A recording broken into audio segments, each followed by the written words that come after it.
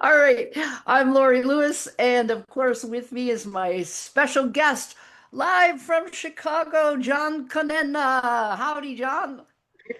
How are you? Thank you for having me. I've been hoping for this interview for a while here now. This is great. I love hearing your accent because my friends know, of course, I grew up in the Chicago area, Right. Chicagoland, right? Yes. Melrose Park, North Lake, that Oh. area. Where were you born? What area of the Well, city? actually, not too far from there. I was born in 1960, and my dad moved from Chicago, the city, to Norridge, Illinois, which I consider still to this day the greatest suburb of Illinois. But yeah, was Norridge, Illinois, in 1960, and yeah, we I still frequent that suburb because my sister still has the house that my father bought in 60. Oh, that's so cool. I was born in 1960. What month are you?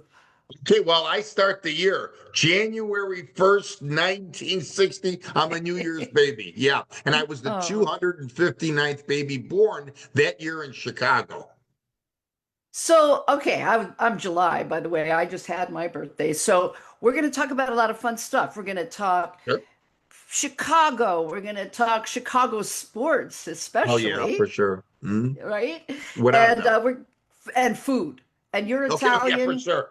Yeah, no, for sure. I got it. My grandpa was from Potenza, Italy. So and Oh, yeah, not too far. my mom was a great Italian cook. How about your family? Yeah, my mom really was a good cook. I consider her to be a good cook because every mom, is a good cook. But my mom's side really could cook, and my dad's side too, my aunts and my uncles. So, but yeah, no, the Sunday sauce, and my mom had a schedule Monday through Saturday of what she was going to make, and you looked forward that 7 days a week. Sure.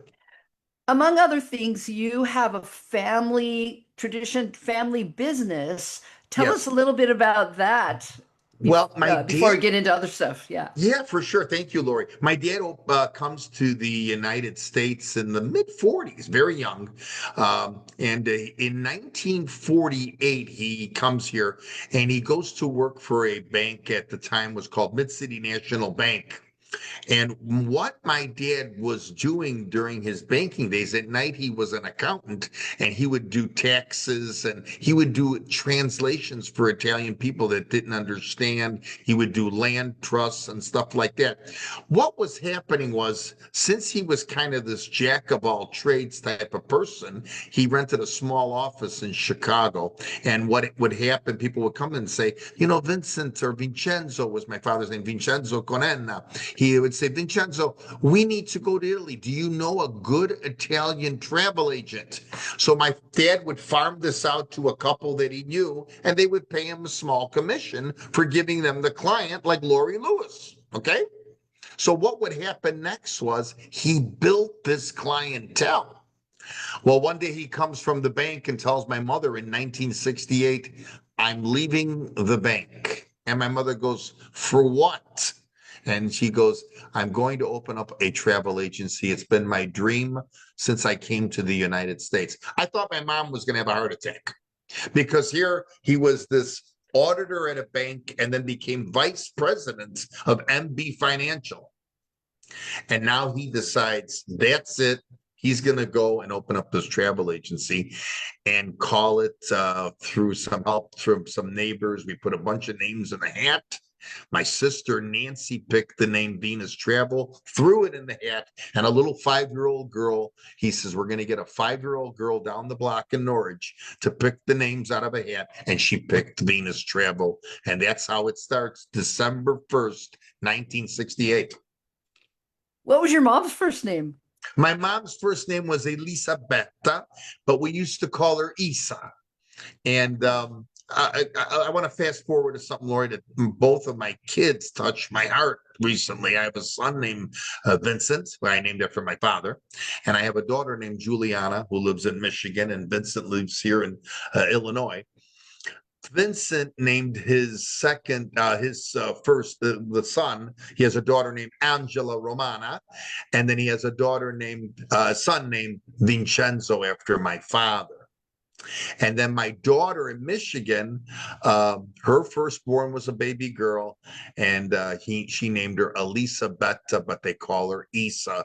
So the names of my mother and father still live, and it was the greatest thing to hear those names again in my lifetime. Oh, that's really, I love that. Yeah. That is awesome. Yeah. And I You know, appreciate that my son-in-law and my daughter-in-law, love those names too. yeah, that's Michael beautiful. Canducci and my daughter-in-law Daniela Conenna.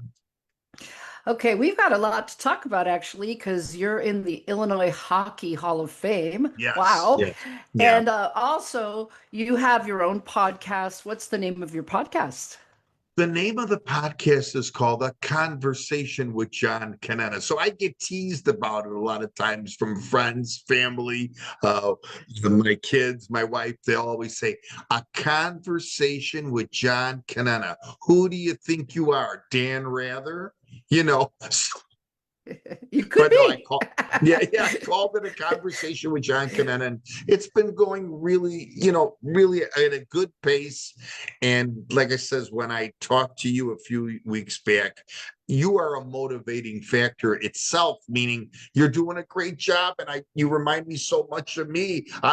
You're the girl John Conenna out there right now. You're just doing a fabulous job with this Unstoppable podcast.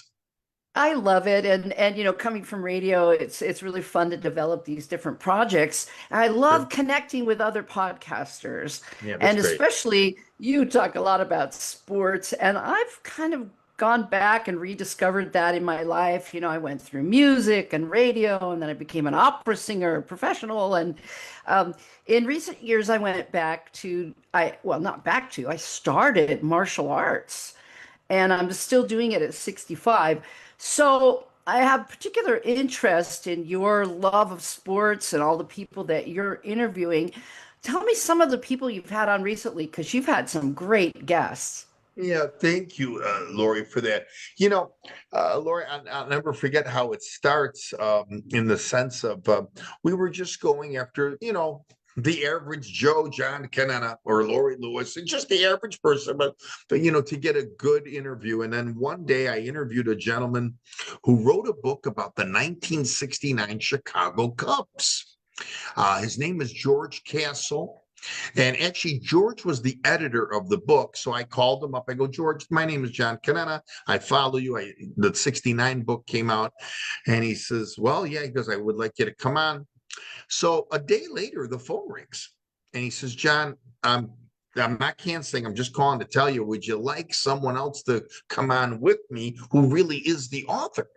And I says, well, who is it? He says, it's Ferguson Jenkins.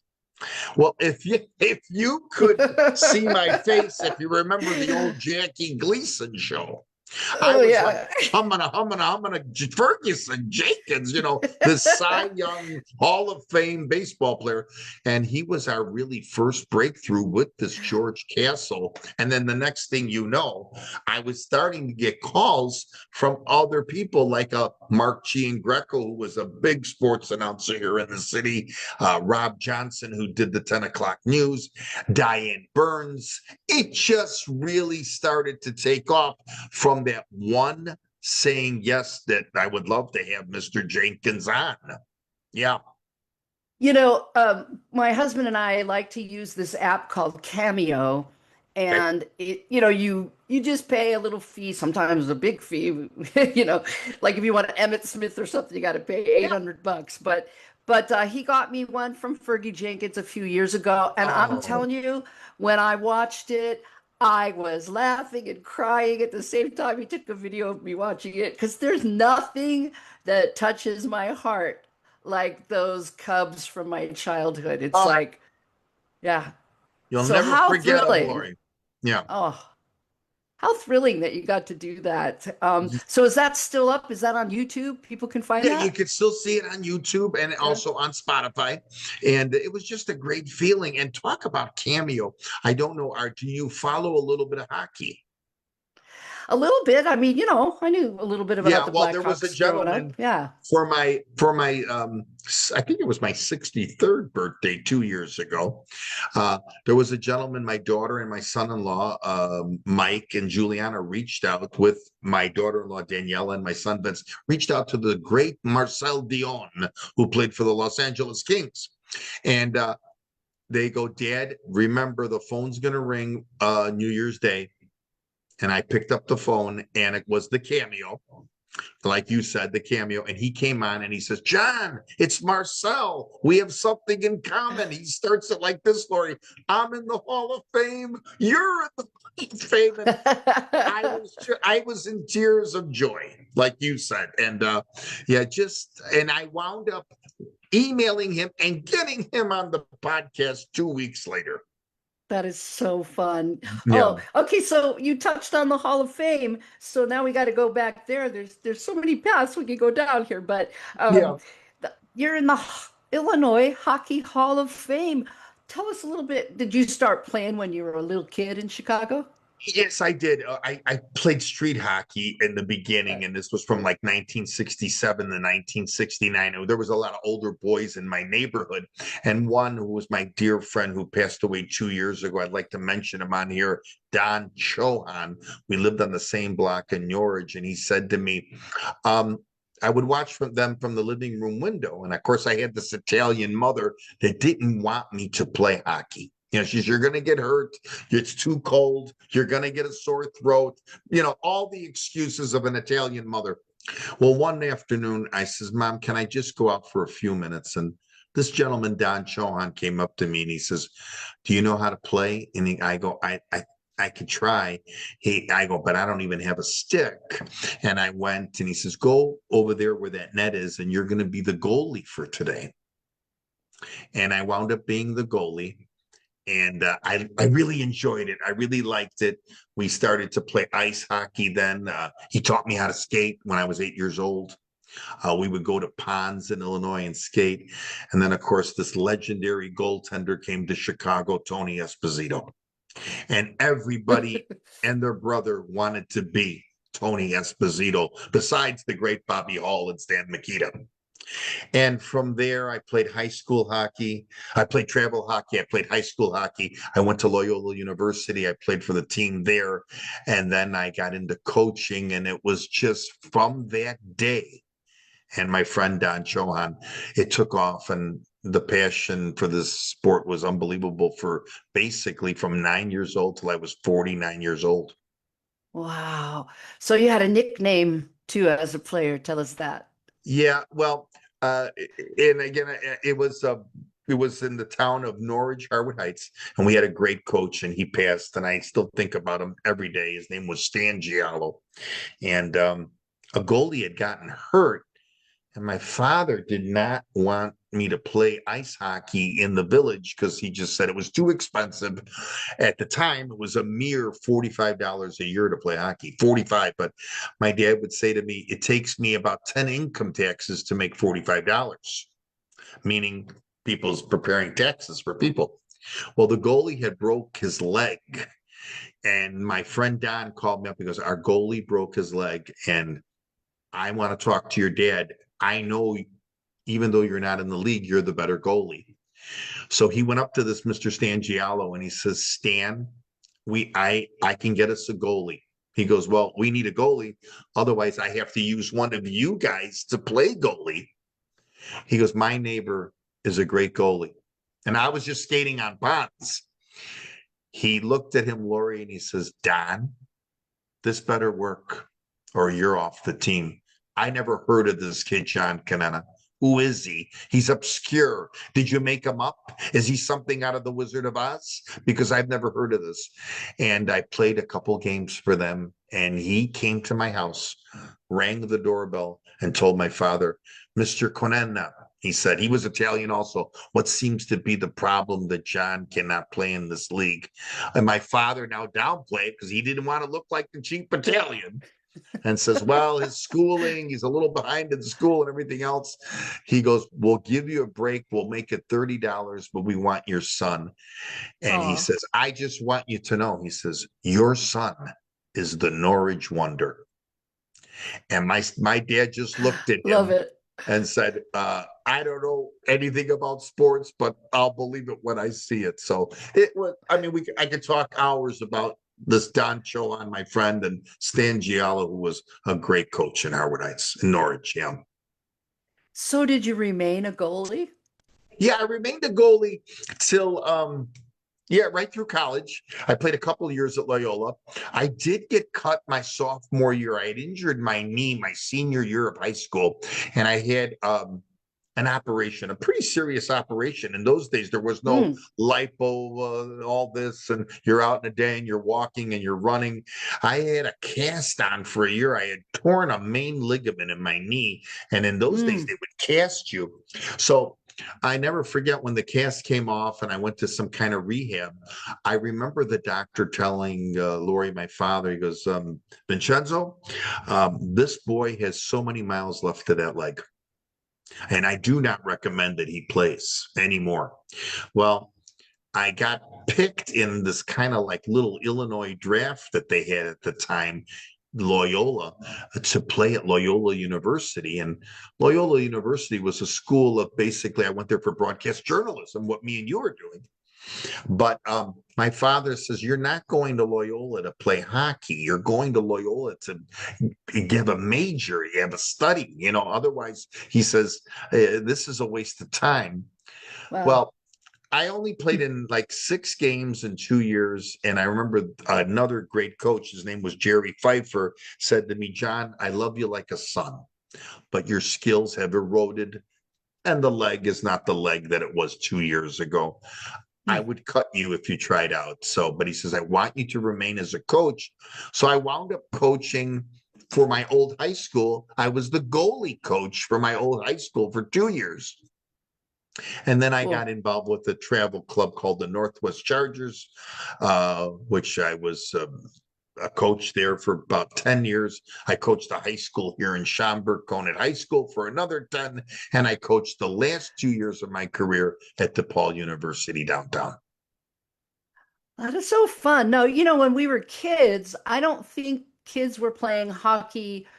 Nowadays, there's more indoor rinks and everything. But when we were kids, I remember the factories across the street from our house would flood the fields Yes. so that we could ice skate and play hockey.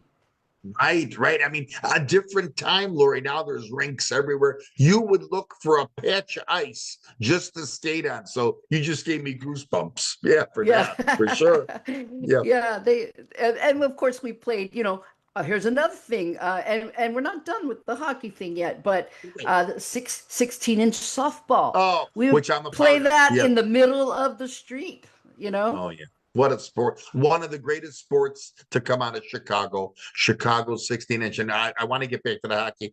I have a podcast there.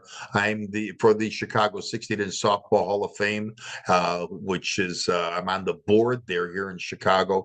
And we have a president there named Paul Rowan and just a great board of people. And I was elected to do their podcast once a week during the fall months when they're not playing softball with the legends and just great people of the game that come in on Saturday to tell how they were inducted into the Hall of Fame. So yeah, I'm always trying to do something here. Yeah. So, you don't happen to have a 16-inch close to you, do you? Like in the No, I room? don't. I don't. I wish I Oh, that did. would I have been don't. cool. Because Yeah. I didn't know it came out of Chicago, actually. Did people Yes. play it around the country? You know what? I started to find out more and more. There were only certain states that played it the way we did in Chicago, this big ball, but the game, With no which looks glove. Yeah. with no glove, and of course, I wish you could see my fingers because I did play it. They're all pretty crooked from this 16-inch softball that comes at you pretty quickly and pretty hard. But it's a game of just there's an artistry to the game. And there are so many legends of the game here in Chicago and Iowa.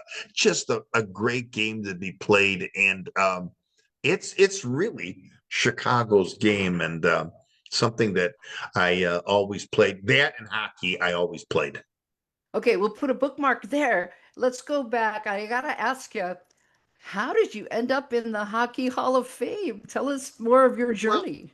I think, I always wanted to say that, back in those days, I was a goaltender from, I want to say from, yeah, like 1969 when I was 9 years old.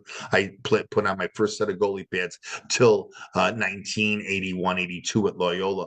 So in those days, Illinois hockey was just coming out where everything was being like record keeping, recorded, and everything.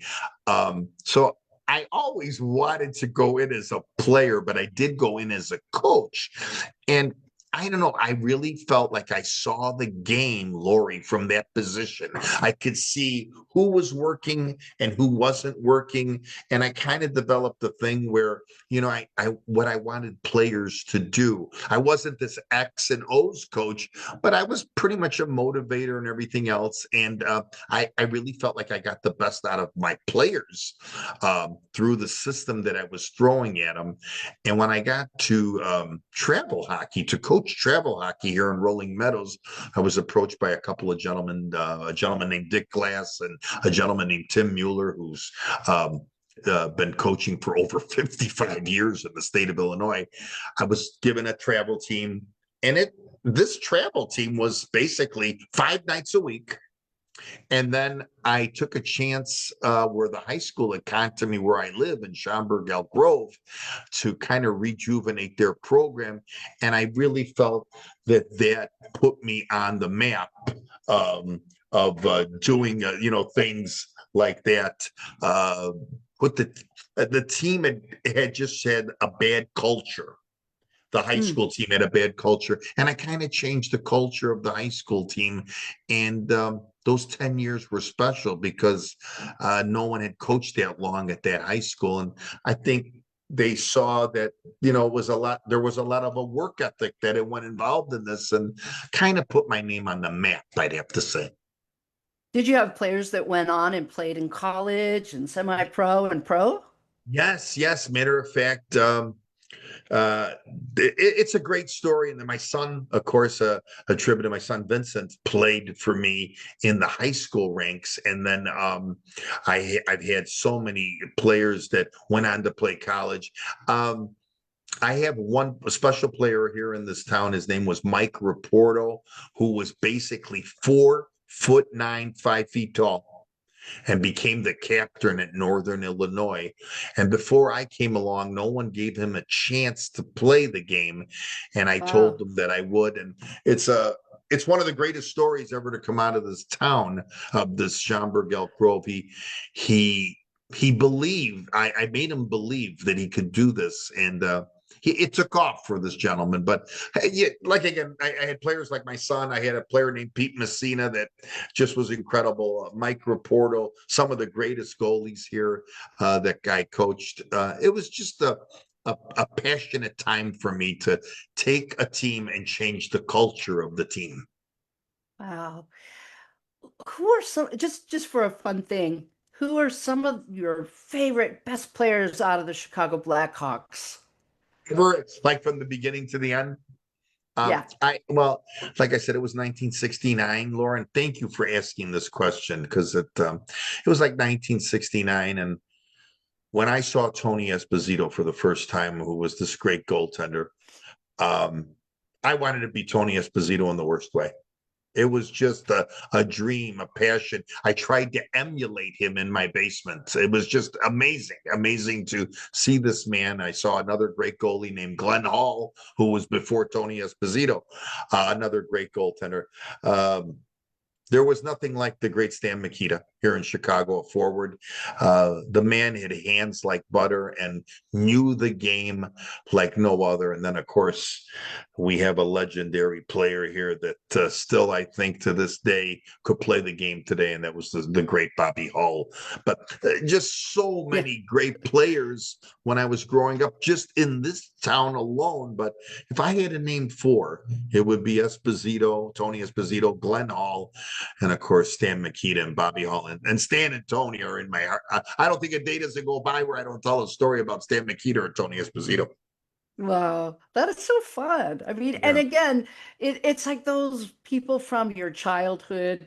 They're just Oh, forever heroes. And you know, we start talking about the Chicago Cubs. Well, first of all, are you Cubs or Sox? Come on, well, tell me the truth. I'm going to be honest with you. I am right now more of a Chicago White Sox fan. Uh, I knew you were going to bring up the gloves, but I'll tell you what hurts the most is when I'm 9 years old. What hurts the most, the Chicago Cubs had a 9.5 game lead on August 19th of that summer. And I turned to all my friends and I says, no one's going to beat the Chicago Cubs. No one's going to catch the Chicago Cubs. And then that disastrous September. September is the worst month of the year, Lori, for me. And I'll tell you why. September, the travel season starts to go down. Our travel business starts to get a little bit lighter. In September, people are go back to school. And I always remember that September slump of the Chicago Cubs. And I never got over it. And Um, those darn Miracle Mets, you oh, know? geez. Yeah. Oh. Lori, I had the chance to interview a gentleman that played for the Mets, Art Oh, Shamsky, oh, and Art he was in tells like this. was it a Seinfeld episode or something? Yes, Remember? he was. Yeah, His yeah. name Okay. was in a Seinfeld, and Shamsky said, "I go, did you think you could catch him?" He says, "We knew that we were better than him, but they looked intimidated every time they came to New York." Hmm. Uh, so then they had the debacle in 19, I think 84, when they were up 2 games to none against San Diego. I was still a Cub fan. And of course, we lost a great gentleman who was on that team of recently, Ryan Sandberg, which was incredible. What an Yeah. incredible player. And then I think they lost again in 89. And then the 2003 thing puts me over the top when they had the Bartman game. So I think, Oh yeah. Oh, I don't know what happened he had there. to move away from Chicago, right? Yeah, I think that night I was drinking heavily after that game. Well, you know, probably most of the players when they got home too, you know, but oh yeah, the Bartman. But The Bartman game, right? then we finally, you Yes, know, in 2016, I have to be honest. Someone said, "Are you going for the Cleveland Indians?" I says, "No, I don't want to see the Chicago Cubs lose." I said, but I was very happy for them to win and break this awful curse that was put on them for so many years, right? I was actually able to be in Chicago. We didn't get tickets, of course. It was standing room only, and golly, who knows how much God, those tickets were, right? But right. just being in the city and the energy and everyone was happy. I remember like, you know, hugging strangers and whatnot, It right? was so Um, crazy. Yeah. It was a different time, but a joyous time. I have to say, and for the Sox fans, the 2016 Cubs win will always be, I think, remembered more than the 2005 Chicago White Sox win. Yeah. So again, there's a well, rivalry here because my son is huge Cubs and I'm huge White Sox. well, you know, my one of my heroes, Ron Santo, played for a minute Oh, for the Sox when he was about to retire. So yeah. 1974. Yes, he did. 73 or 74? 74? Yeah, because Yeah. he left the Cubs in '73, and he played the 1 year on the South Side. I remember that real vividly because I have a baseball card of him with the Red Sox hat on. Yeah. Oh, I only went to one Sox game. My Italian grandpa took me because they lived on the South Side.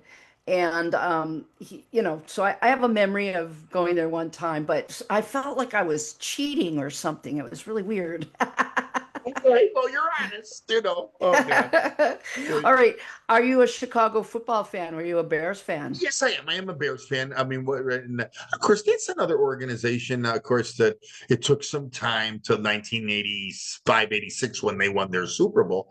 They've had this now a slump. The I feel like they're refrigerator. Yeah, the Yeah. refrigerator Perry. We had all Yep. those great players, Walter Payton, of course, Jim McMahon, Mike Singletary, of course, the gentleman that just passed this, Steve McMichael, who was fortunate again to get into the Hall of Fame. Um, Mm. Van Hampton, Matsui. I remember all of that. Was a joyous time here in Chicago, and what a domination for that team. The way they played, I think they lost one game to Miami that year. Do Yeah. your best, Mike. Do your best, Mike Ditka. Well, let's see. I kind of my temper is the temperament of Mister Ditka. Um, I let's see a good Mike Ditka. Yeah, I mean, I can see, I see him and I remember him. I remember him grabbing a face mask of, like, say, a Steve Fuller, who was the backup quarterback to Jim McMahon, and grabbing him by the neck and saying, "Get in there, tell me what you do." Like, this was Mike Ditka, what maybe a lot of these sport teams need nowadays, but now it's a different reality of how to coach sports. But boy, I'll tell you, Ditka loved the Chicago Bears for sure, without a doubt. Oh, Chicago's such a unique city, isn't it? I Yes. mean, it's what I appreciate about it is it's not New York. It's not No. LA. It's almost like a small town within a big city, don't you think? Yes. Yes. Right. I That's a great comparison, and I just, yeah, I like that. I've never heard it that way, but I like the way you said it. Yes. So of course, I remember going to, like, the Little Italy areas and all these Yes. amazing restaurants. And I've tried to tell my husband what it's like, it's like, I don't know. I'm really not a New York person. I haven't really been to New York City, but being out west for so long, there's not restaurants like those classic Chicago Italian food and steakhouses and all these amazing places. And of course, in these little eateries that have Italian beef for your hot dogs, your famous hot dogs, and of course, like you said, these Italian eateries, which are called like trattorias and stuff like that. But yeah, just really, like, oh God, you got to go to this place. It's 3 blocks down Harlem Avenue. You make a right. It's in a little hole in the wall, but they have the best minestrone soup, and you go crazy, right? There was a place, and I don't know if I can remember which town it was in, but it was near our home in North Lake, and it was called At's a Nice. And That's a nice. At's a Nice. Was that on North Avenue? It might have been, I was so young, but I remember they had grandma kind of ladies pushing carts around, and they, would scoop out whatever you wanted off the tray, onto your plate. It Okay. was so cool. Well, there was a restaurant on North Avenue, North Lake, that was very popular. I don't know, maybe in the era of our, well, it was in our era, but I don't know how long you Yeah, were there. It was called Tiratilli's. And it was a I remember that famous name. restaurant on North Avenue, not too far from a great steakhouse in North Lake called Tom's Steakhouse, which was on North Avenue. So yeah, again, a lot of just these really cool little places that, I'll be honest with you, Lori, after COVID, a lot of these places went away Oh because, no, yeah. yeah. So there's some of my favorites that are no longer, and a lot of them are not around because of their age. Of course, they've worked their whole life, didn't have a life outside of that kitchen. Right. Yeah. And there were other restaurants besides Italian, of course. There's everything in Chicago. That's the cool thing. It's like Yes. The in every variety is unbelievable. neighborhood. Right. The Yeah. variety is unbelievable for sure. Now, I don't know if it's still there, but I remember this German restaurant because my Italian grandfather was married to a woman from Germany, Uh-huh. Frida and Giuseppe, which I always Oh, thought was wow. a What a combo. Frida funny combo. Giuseppe. Yeah. Yeah. But there was a place, what was it called? It started with a B, and it had been there like 120 years or something. Wasn't Edelweiss, was it? What's it, what? Edel, you're talking, it was a German restaurant? Yeah, it was a German restaurant, and Okay. they were Or the Berghoff. I don't know if the the Berghoff would be Berghoff. the Berghoff. Okay. Yes. Many Yes, years. that's I don't think it is, but of course, that was very popular. And this Edelweiss, which was in Chicago, but more closer to the suburbs of Norwich and ah, basically Schiller Park. Yeah. But the Berghoff restaurant, which was downtown. yeah. Yeah. They were one of the first places that I knew of and that was back in the 70s when I got to go, but that had its own Wow. brewery, I can't say the word, Yes. Yes. inside. Yes. Now it's, very typical, but. Yeah, exactly. Oh my God. Good catch by you to remember that restaurant. Yes. One of my other favorite memories, well, Chicago at Christmas to me. And every year that I get older, I'm more sentimental about it, and going to Marshall Fields, Oh, yeah. and State Street. I know all these great traditions that have changed, but Sure. are they Sure. still? They're still trying. It's still owned by Macy's now. Is that? I think it's Macy's, yeah. And what I loved Yeah. about that too, that certain neighborhoods had like where you would decorate your home and you could go at night with your car and see all this, decorations of different people and everything. We had a street here called Candy Cane Lane in the city, Oh Shorts yeah. Shorts Village. Yeah, there were so many. I mean, when the holiday, Lori was a holiday. Now we're so enwrapped in so many different things that even a Christmas dinner seems to have gone by the wayside in the sense of Wow. where families would stay maybe all night at your house till 2, 3 in the morning, and again that becomes a thing of the past. So when you were, let's go back kind of now that we're kind of on this nostalgic kick. When you were in high school, what kind of car did you have, or did you have your own personal car? And were you going around, cruising and driving around neighborhoods and stuff? Yes, I did. I have to be honest with you. As strict as my father was, um, my father was this type of man that looked at your performance as an individual. And he Hmm. wanted to see the respect factor and how you handled things. And I have to be honest, my mother and father spoiled me. There was no doubt that they did spoil me. And I'm not. I talk about this with some of my better friends. Like right now, I talk to a gentleman every day. His name is John Socha, a childhood friend, and he knows my life inside and out, John. But I have to tell you, Laura, my first car was a 1977 blue Pontiac Firebird that my father bought for Oh. me brand new. I'll never forget that. And he didn't want to buy it. But my mother says, my Johnny will look so good in that car. You must buy it for him. I mean, and my mother never, my mother was just this lady behind the stove and taking care of her family. But she would always tell me, I if you live on the straight and narrow and respect your father, respect me. We'll give you everything within the means that we can.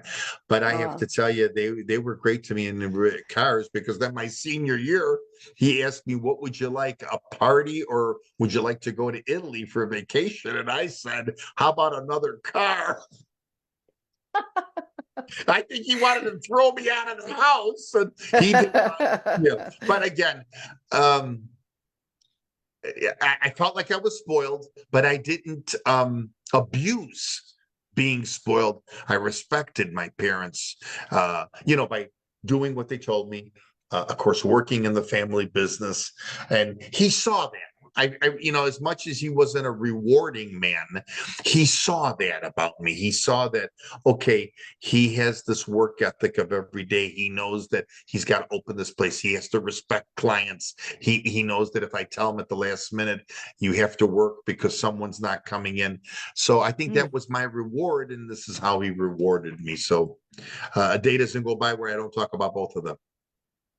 So, okay, I see you as being an unstoppable person because you've branched out into so many things and you've still Thank got you. this amazing energy.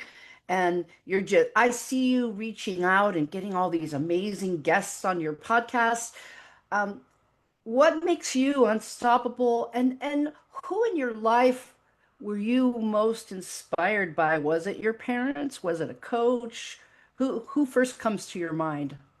Well, there's a couple of people. I mean, okay, I have to be honest. Someone used to always ask me, "Who's your idol? Who's your idol?" Like a question like Lori here, Lewis is asking me, "Who's your idol?" And I always would say Tony Esposito. But as life went on, Laura, when I look back at it, and my father didn't have nothing to do with sports. I mean, he was just a 9 to 9 businessman. I'd have to say my dad was that first, really, that mentor that said, he always would tell me, please do your best in school, get an education. He says, get an education because the world changes in 2 years now. And when I look at that statement that he made to me as I entered a all-boy Catholic high school, Holy Cross in River Grove, Illinois, he was right. He was right. The world was changing. He says, don't think you could go work in a 9 to 5 job and think you're going to make it because the world is changing. You need to have a degree. He was big on me learning the second language, Italian. He was big on that, you know. Cool. There in my area, if I can elaborate, where I have this office, there's a lot of like clubs, Italian clubs, where there are these men that are just smoking cigarettes all day and drinking And playing bocce espresso ball. and bocce ball. Right? Oh my God, Lord, you're hitting it right on the head. And he just says you need to have. You don't. Not that I was frequent. I would never frequent these clubs. And I was never a smoker or a drinker or one of these types of people that play these cards all day. He goes, these are things that you want to avoid in life. You want to get a good education, and if you do this, you will see, you know, that you will get further away. But from him, because he was very dynamic, my father, meaning, you know, doing travel, banking. He was a CPA, came to this country at 20 years old, and I felt, wow, look what he's done. Look what he's done in his lifetime.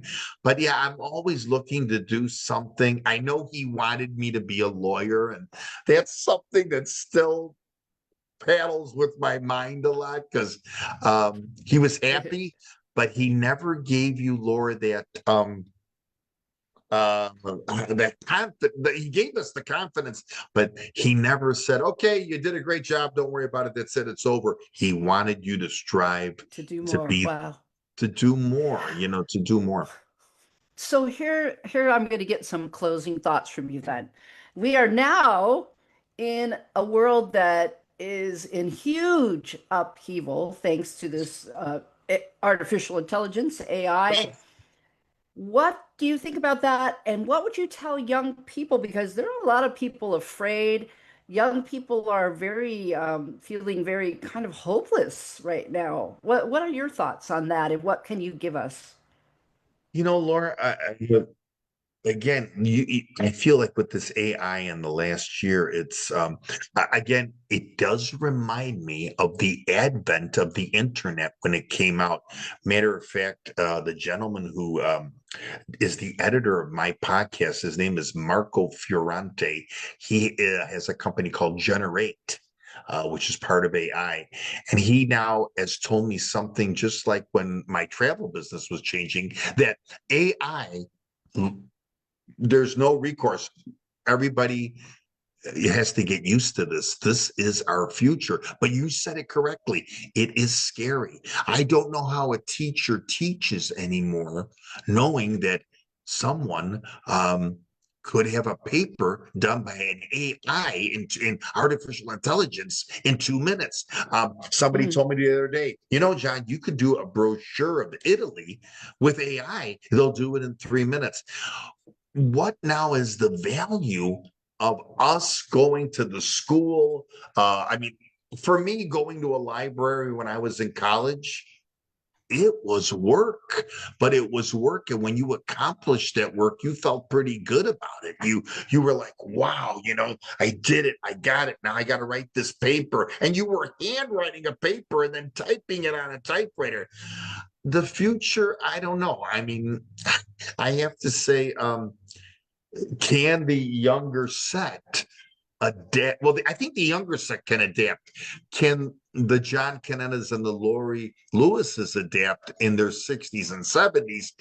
What's going to be for us, even though I know we are at the tail end of maybe our working days, but gosh, I just feel that it's going by, you know, too quickly to have this to adapt. But I look at my grandkids and I say, wow, what's it going to be like for them 10, 15 years from now when they're going to be in high school? Yeah.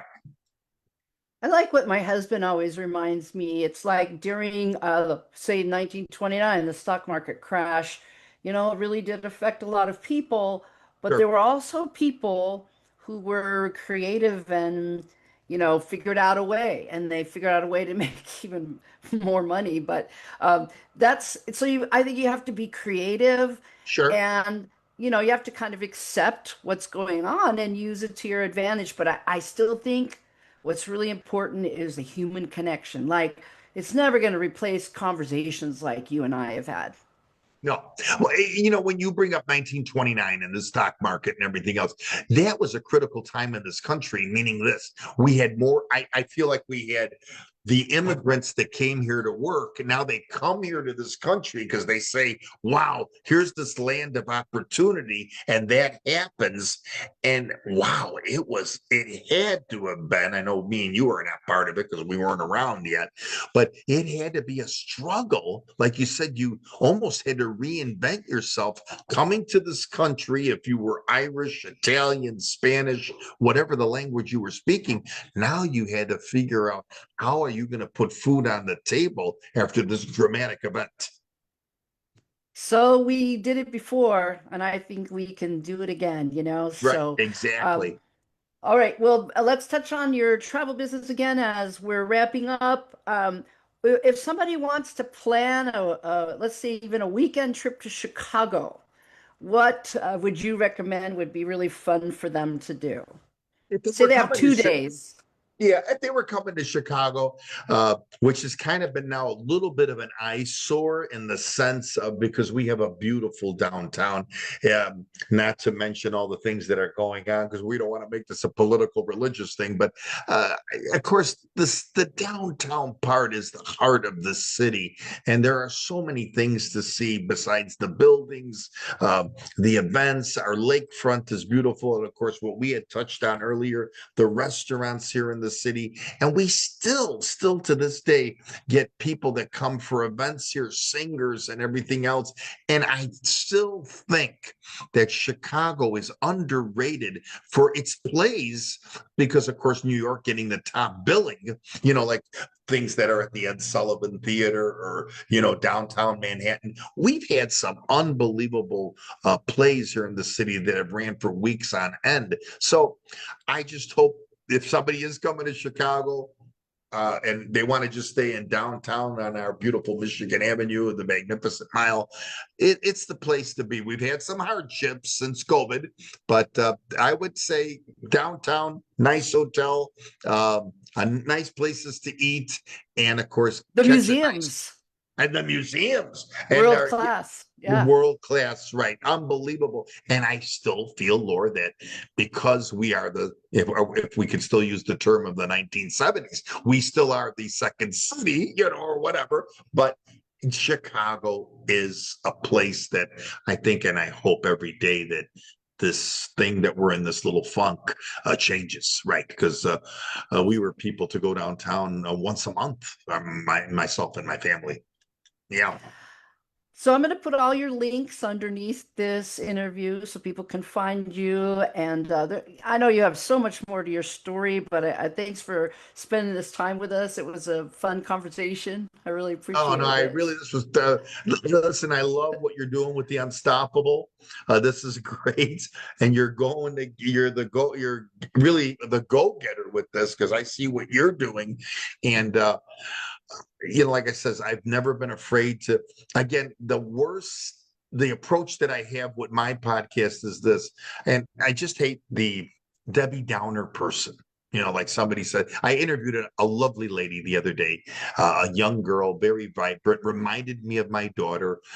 Just to tell you a quick story. Her name is Casey Standahar, and she does the news here for NBC Chicago. She does the sports, a sports anchor, 5'2", not afraid of anybody.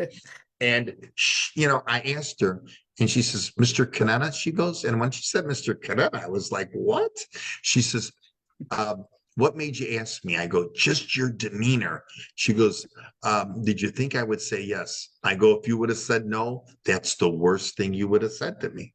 So my advice to everyone, if you don't ask, you won't know. Yeah. And let's each tell about our podcast. Mine is called Unstoppable Podcast. That's an audio podcast. We've fully produced it. One of my best friends in the world, Terry McIntosh, he does all the sound effects and music, and we do this dramatic opening story.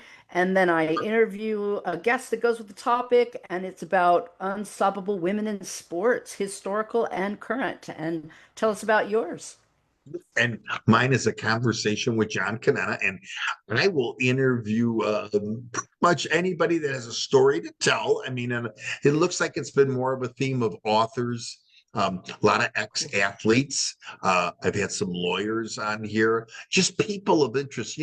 Laura, I don't know how you do it, but I could be watching something. I could be going down the street and I go, you know what? I think I'm going to interview that person. And Yeah. it's amazing. You think you're not going to get a good look at it. And then before you know it, it becomes one of your best podcasts. I just something real quick. I interviewed a gentleman who owned a place called Mr. Beef on Harlem and Irving. And it's my biggest podcast. It was called Mr. Beef, owned by the Stefano brothers, Tony and Danny. And it got over 4,000 views in 2 months. And to this day, people say to me, wow, that was a great interview with the people from Mr. Beef. Now, The whatever. beef. Yeah, the beef, right? Lori, Awesome. I thank you for today, Lori. Yeah, it was fun. And this is what we're doing live. I'm going to just occasionally be interviewing and having great, fun live conversations. And, we're just no AI involved in this. No It's way. just us. For sure, for sure. All right. Well, thank you so Thank much. you. And And I'll I'll look hope to for, see and I'll hope to see you down the road here for sure. yes, sir. Thanks again. Thank you. Bye bye now.